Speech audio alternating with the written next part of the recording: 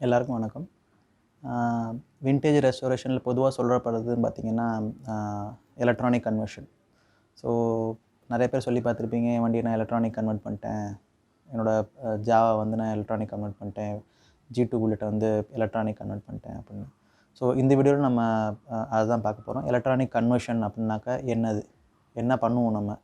அதே மாரி அதோட அட்வான்டேஜஸ் என்னது? எலக்ட்ரானிக் கன்வர்ஷன் பண்ணுவோம் அப்படின்னாக்கா விண்டேஜ் பைக்கில் நமக்கு கிடைக்கிற அட்வான்டேஜ் என்னது? அதை பற்றி தான் நம்ம இந்த வீடியோவில் பார்க்க போகிறோம். ஸோ ஸ்கிப் பண்ணாமல் எண்ட் டு எண்ட் பாருங்கள்.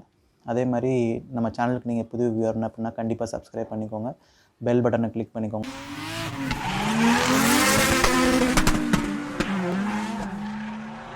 கன்வர்ஷனில் என்ன பண்ணுறாங்க? இதுதாங்க மெயின். ஆக்சுவலாக எலக்ட்ரானிக் கன்வர்ஷன் அப்படின்னாக்கா நம்ம பழைய வண்டியில் பார்த்தீங்கன்னா பாயிண்ட் இக்னிஷன் சிஸ்டம், இந்த சிஸ்டம் தான் இருக்கும். அதை நம்ம கன்வெர்ட் பண்ணி இதெல்லாம் எடுத்துகிட்டு நம்ம CDI போட்டால் எலக்ட்ரானிக் சிஸ்டம் ஆகிடும். அவ்வளோதான். மெயினாக பார்த்தீங்கன்னா பாயிண்ட் இக்னிஷன்லேருந்து CDIக்கு மூவ் பண்ணுறது தான் நான் வந்து எலக்ட்ரானிக் கன்வெர்ட் பண்ணுறேன் அப்படின்னு சொல்கிறதுக்கு வித்தியாசம். ஸோ இதில் வந்து மேஜர் டிஃப்ரென்ஸ் எதுவும் கிடையாது. இதனால் இதோட இண்டிவிஜுவல் ஒர்க்கிங் என்னது, இது CDIயோட அட்வான்டேஜ் என்ன நம்ம பார்த்துக்கலாம். ஸோ ஃபஸ்ட்டு வந்து பாயிண்ட் இக்னிஷன் சிஸ்டம் நம்ம எக்ஸ்பிளைன் பண்ணுவோம். ஸோ பாயிண்ட் இக்னிஷன் சிஸ்டம் பொறுத்த வரைக்கும் பார்த்தீங்க அப்படின்னாக்கா பார்ட்ஸ் வந்து சேம் தான். இன்ஜினு, பர்மனெண்ட் மேக்னெட், இது வந்து இன்ஜினோட மவுண்ட் ஆகிருக்கும் கிராங்கில். அதுக்கப்புறம் பார்த்திங்கன்னா stator plate, stator coils. Stator coil வந்து பாயிண்ட் டைப்பை பொறுத்த வரைக்கும் பார்த்திங்கன்னா 2 காயில் இருக்கும் நார்மலாக வண்டியில். இதில் ஃபஸ்ட்டு காயில் வந்து பார்த்திங்கன்னா 2 காயில் எதுக்கு அப்படின்னா, ஒரு காயில் வந்து பவர் ப்ரொடியூஸ் பண்ணி இக்னிஷன் காயில் கொண்டு போகிறதுக்கு, இன்னொரு காயில் வந்து நம்ம லைட்டு ஹார்னுக்கெலாம் யூஸ் பண்ணுறதுக்கு. ஸோ அதுதான் இங்கே வந்து நார்மலாக 2 காயில் இருக்கும் பாயிண்ட் சிஸ்டத்தில் பார்த்தீங்கன்னா. இதை பாயிண்ட்டை பொறுத்த வரைக்கும் பார்த்தீங்க அப்படின்னாக்கா, நமக்கு ஸ்டேட்டரில் ப்ரொடியூஸ் ஆகிறது. இப்போ நமக்கு வந்து crank shaft engine சுற்றும்போது crank shaft சுற்றும். கிராங்க் ஷாஃப்ட் சுற்றும்போது இது வந்து பர்மனெண்ட் மேக்னெட்டு. இந்த மேக்னெட்டை ஸ்டேட்டரில் சுற்றும்போது நமக்கு வந்து இதில் வந்து AC கரண்ட் ப்ரொடியூஸ் ஆகும். இந்த AC கரண்ட்டை வந்து இக்னிஷன் காயிலுக்கு கரெக்ட் டயத்துக்கு கொண்டு போகிறது தான் பாயிண்ட்டோட வேலை. ஸோ நமக்கு வந்து இன்ஜினில் வந்து நமக்கு 2 ஸ்ட்ரோக்கில் இன்ஜினில் தான் நார்மலாக அது பாயிண்ட் யூஸ் ஆகும். ஸோ 2 ஸ்ட்ரோக் இன்ஜினை பொறுத்த வரைக்கும் பார்த்திங்கன்னா செகண்ட் ஸ்ட்ரோக்கில் மட்டும்தான் நமக்கு பவர் தேவை. ஸோ செகண்ட் ஸ்ட்ரோக்கில் வந்து இந்த பாயிண்ட் க்ளோஸ் ஆகி இங்கே ஸ்டேட்டரில் ப்ரொடியூஸ் பண்ண வோல்டேஜை பாயிண்ட் மூலியமாக இக்னிஷன் காயில் போகும். இக்னிஷன் காயில் வந்து ஸ்பார்க்கில் கொண்டு வரும். ஸோ பாயிண்ட்லேருந்து ஸ்டேட்டர்லேருந்து இக்னிஷன் காயிலுக்கு எவ்வளோ வோல்டேஜ் போகும்னு பார்த்தீங்கன்னா 40லேருந்து 50 வோல்டேஜ் போகும் நார்மலாக. ஸோ அதோட கண்டிஷனை பொறுத்து இருக்குது. ஸ்டேட்டரோட கண்டிஷன், பாயிண்ட்டோட கண்டிஷனை பொறுத்து இருக்குது. நார்மலாக பார்த்திங்கன்னா 40லேருந்து 50 வோல்டேஜ் போகும். இக்னிஷன் காயிலோட வேலை என்னன்னு பார்த்தீங்கன்னா, இந்த 50 வோல்டேஜ் வந்து ஸ்டெப் அப் பண்ணி 20,000 வோல்டேஜை ஸ்பார்க் ப்ளக் கொடுக்குறது. இதுதான் இக்னிஷன் காயிலோட வேலை. நம்ம இந்த இக்னிஷன் காயிலோட வேலை நான் செப்பரேட்டாக ஒரு வீடியோ போடுறேன், இது எப்படி டெஸ்ட் பண்ணுறது, இதோட ஃபங்க்ஷன் என்ன அப்படின்னு சொல்லிட்டு. ஸோ இப்போ நம்ம இந்த பாயிண்ட் இக்னிஷன் சிஸ்டம் உங்களுக்கு புரிஞ்சிருக்கும் இல்லையா? இது வந்து சிம்பிளான சிஸ்டம் தான். இதோட ஒரு பார்ட்டை மறந்துட்டோம், நம்ம கெப்பாசிட்டர் எதுக்காக அப்படின்னு சொல்லிட்டு. இது வந்து ஸ்டேட்டரில் வந்து கண்டினியூஸாக நம்ம இன்ஜின் கண்டினியூஸாக சுற்றிட்டு இருக்கும்போது ஸ்டேட்டரில் கண்டினியூஸாக ப்ரொடியூஸ் ஆகிட்ருக்கும் பவர். ஆனால் நமக்கு வந்து வெறும் இக்னிஷன் ஸ்ட்ரோக்கில் மட்டும்தான் நமக்கு வந்து பவர் தேவை. அப்போ மட்டும்தான் பாயிண்ட் வந்து க்ளோஸ் ஆகி நமக்கு வந்து பவர் எடுக்கும். மற்றபடி இன்னொரு ஸ்ட்ரோக்கில் பார்த்திங்கன்னா இது வந்து பவர் கன்சியூம் ஆகாது. ஆனால் இந்த காயிலில் வந்து கண்டினியூஸாக பவர் இருக்கும். நமக்கு பவர் வித்ட்ரா பண்ணல அப்படின்னாக்கா இந்த காயில் ஓவர் ஹீட் ஆகி ஃபெயில் ஆக சான்சஸ் இருக்குது. ஸோ அதை கிளியர் பண்ணுறதுக்காக தான் இந்த கெப்பாசிட்டர். ஸோ என்ன பண்ணுவோம் அப்படின்னாக்கா, இந்த பாயிண்ட் நமக்கு தேவைப்படாது, நம்ம எப்போ பவர் தேவையில்லையோ கெப்பாசிட்டர் அந்த பவர் எடுத்து பண்ணியிருப்பாங்க. ஸோ அதுதான் இதோட worth. So simple capacitor, point, ignition coil, இதுதான் பாயிண்ட் இக்னிஷன் சிஸ்டத்தோட ஃபங்க்ஷன். இப்போ அடுத்து வந்து நம்ம CDI இக்னிஷன் சிஸ்டத்தை பார்த்துடலாம். CDI இக்னிஷன் சிஸ்டம்னால் பார்ட்ஸ் எல்லாமே சேம் தான். மேக்னெட்டும் சேம் தான், ஸ்டேட்டரும் சேம் தான். ஆனால் என்னென்னா ஸ்டேட்டருக்குள்ளே இன்னொரு காயில் ஆட் ஆகும். இந்த காயில் பார்த்திங்கன்னா, இந்த காயில் ஆக்சுவலாக இதில் மவுண்ட் ஆகிருக்கும். இன்னொரு காயில் மவுண்ட் ஆகிருக்கும். இந்த பல்சர் காயில் வந்து ஆக்சுவலாக உள்ளே தான் இருக்கும். ஏன்னா நமக்கு வந்து மேக்னெட்டை இதுலேயும் பவர் தான் ப்ரொடியூஸ் பண்ணணும். நம்ம பல்சரோட காயில் ஃபங்க்ஷன் என்னென்னு நான் உங்களுக்கு சொல்கிறேன். இதை பொறுத்த வரைக்கும் பார்த்திங்கன்னா அப்படின்னா, இக்னிஷன் காயிலில் வந்து CDI சிஸ்டத்தில் 3 காயில் இருக்கும். ஒன்று வந்து மெயினாக பவர் ப்ரொடியூஸ் பண்ணுறது காயில். 2வது காயில் வந்து நம்ம பல்புக்கு, அதுக்கப்புறம் ஹார்னுக்கு போகிறதுக்கு. 3வது காயில் வந்து பல்சர் காயில். ஸோ இதோட CDIயோட ignition சிஸ்டத்தோட main difference Pulsar காயிலும் CDI யூனிட்டும் add பண்ணுறோம். ஸோ CDI யூனிட்டு அப்படின்னாக்கா என்ன அப்படின்னு பார்த்தீங்கன்னா, கெப்பாசிட்டர் டிஸ்சார்ஜ் இண்டக்ஷன். ஸோ இது வந்து சேம் தான், கெப்பாசிட்டர் தான் உள்ளே இருக்கும். ஆனால் இது வந்து எலக்ட்ரானிக் பார்ட், அவ்வளோதான். இதோட நான் சிடிஐயோட ஃபங்க்ஷன் என்ன, இது எப்படி செக் பண்ணுறது அப்படின்னு சொல்லிட்டு நான் உங்களுக்கு செப்பரேட் வீடியோவில் போடுறேன். இப்போ சிடிஐக்கு வந்து எப்படி பவர் போகுது, எப்படி டிரான்ஸ்மிட் ஆகுதுன்னு பார்த்துடலாம். ஸோ அதே மாதிரி எப்போ இக்னிஷன் தேவையோ அப்போ வந்து ஸ்டேட்டர் பவர் ப்ரொடியூஸ் ஆகும். இந்த கேஸில் பார்த்தீங்கன்னா ஸ்டேட்டர் வந்து கண்டினியூஸாக சிடிஐக்கு பவர் ப்ரொடியூஸ் ஆகிட்டே தான் இருக்கும், பவர் கொடுத்துக்கிட்டே தான் இருக்கும். ஆனால் சிடிஐ வந்து இக்னிஷன் காயிலுக்கு எப்போ பவர் கொடுக்கணும் அப்படிங்கிறத டிசைட் பண்ணுறது தான் பல்சர் காயில்.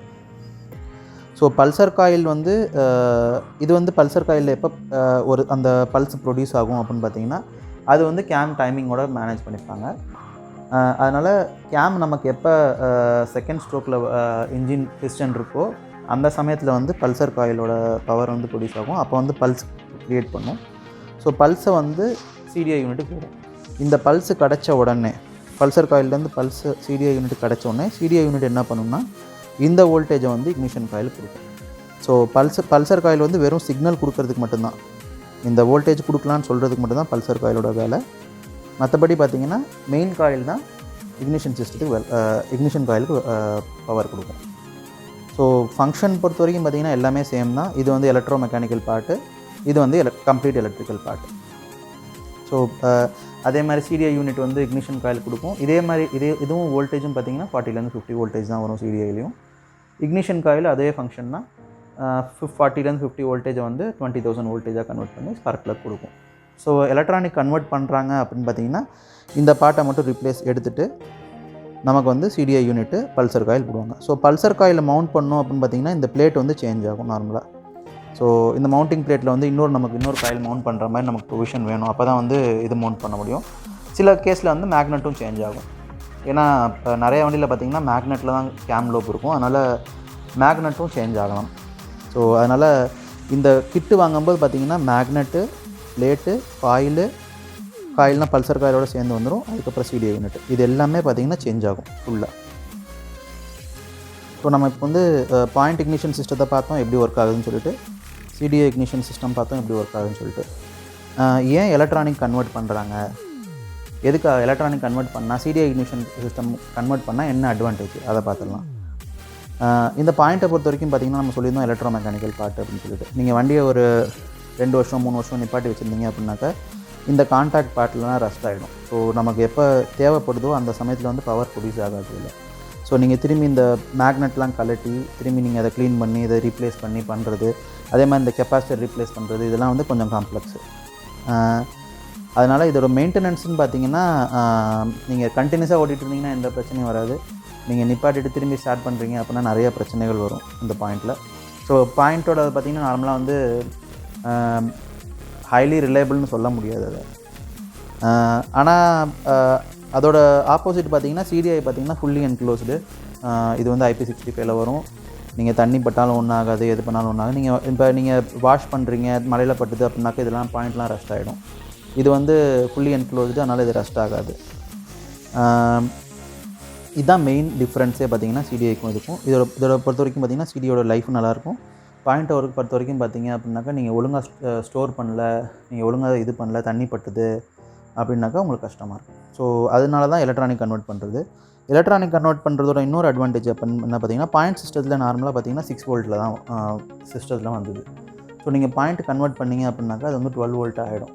ஸோ 12 வோல்ட்டு அப்படின்னு பார்த்திங்கன்னா லைட்டிங் காயிலு, ஹார்னு எல்லாமே வந்து 12 வோல்ட் சிஸ்டம் ஆகும்.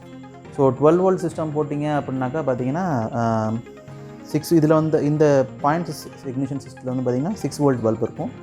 நீங்கள் இதில் கன்வெர்ட் பண்ணிட்டீங்க, சிடிஐயில் கன்வெர்ட் பண்ணிட்டீங்க, எலக்ட்ரானிக்காக கன்வெர்ட் பண்ணிட்டீங்க அப்படின்னாக்கா 12 வோல்ட் பல்பு, 12 வோல்ட் ஹார்னு அதெல்லாம் போட்டிங்க. 12 வோல்ட் பல்பு போட்டிங்க அப்படின்னாக்கா இன்னும் உங்களுக்கு நல்லா பிரைட்னஸ் கிடைக்கும், ஹார்னோட கெப்பாசிட்டி நல்லாயிருக்கும், நல்லா சவுண்ட் வரும். ஸோ அதனால் எலக்ட்ரானிக்காக கன்வெர்ட் பண்ணிட்டீங்க அப்படின்னாக்கா லைஃபும் நல்லாயிருக்கும், உங்களுக்கு ஹார்னு, லைட்டிங்கு எல்லாமே வந்து பெட்டராக இருக்கும். அதனால தான் வந்து நார்மலாக பார்த்திங்கன்னா பழைய பாயிண்ட் டைப்லேருந்து சிடிஐக்கு வந்து கன்வெர்ட் பண்ணுவாங்க. ஜாவா, அப்புறம்